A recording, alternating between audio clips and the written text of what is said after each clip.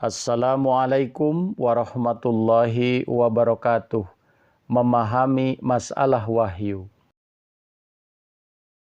Allah Ta'ala adalah Al-Mutakallim yang maha berbicara kepada para nabi dan umatnya untuk menunjukkan keagungannya.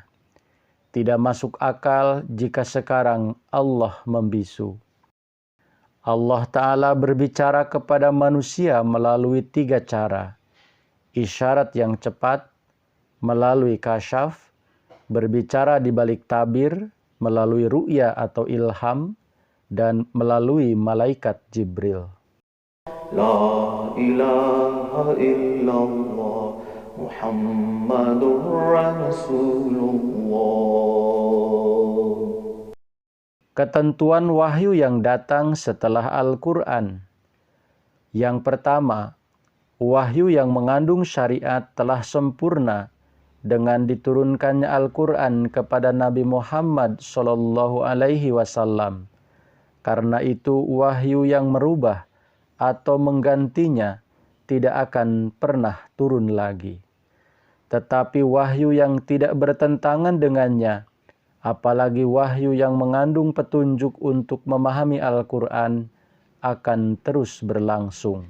Yang kedua, wahyu yang diturunkan kepada umat Islam ini terkadang lafaznya seperti ayat Al-Quran, terkadang berupa pemahaman makna Al-Quran, dan terkadang berupa kabar suka untuk menyegarkan pertumbuhan iman dan meneguhkannya dalam mengikuti petunjuk Al-Quran. Yang ketiga, dalam memahami wahyu yang diturunkan sesudah Nabi Muhammad SAW harus selaras dengan kitab suci Al-Quran, tidak boleh bertentangan dengannya.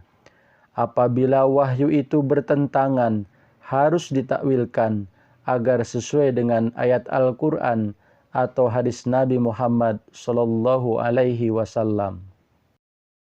Yang keempat, wahyu tanpa syariat yang diturunkan sesudah Nabi Muhammad SAW itu disebut mubasyirat, yang berisi kabar suka atau peringatan yang jika disampaikan kepada seseorang akan menimbulkan perubahan pada wajah orang yang menerimanya. Contoh yang pertama, hai orang-orang yang beriman, sesungguhnya sebagian besar dari orang-orang alim dan rahib-rahib Nasrani benar-benar memakan harta orang dengan jalan batil, dan mereka menghalang-halangi manusia dari jalan Allah.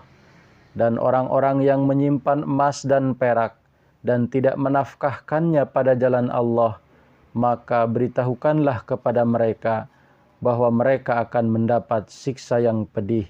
At-Taubah ayat 34. Yang kedua, sesungguhnya orang-orang yang mengatakan Tuhan kami ialah Allah, kemudian mereka meneguhkan pendirian mereka, maka malaikat akan turun kepada mereka dengan mengatakan, janganlah kamu takut dan janganlah merasa sedih, dan gembirakanlah mereka dengan jannah yang telah dijanjikan Allah kepadamu. Surah Al-Fusilat ayat ke-30. Inilah kabar yang akan mendatangkan kegembiraan kepada orang yang menerimanya. Sekian dulu. Wassalamualaikum warahmatullahi wabarakatuh. La ilaha illallah Muhammad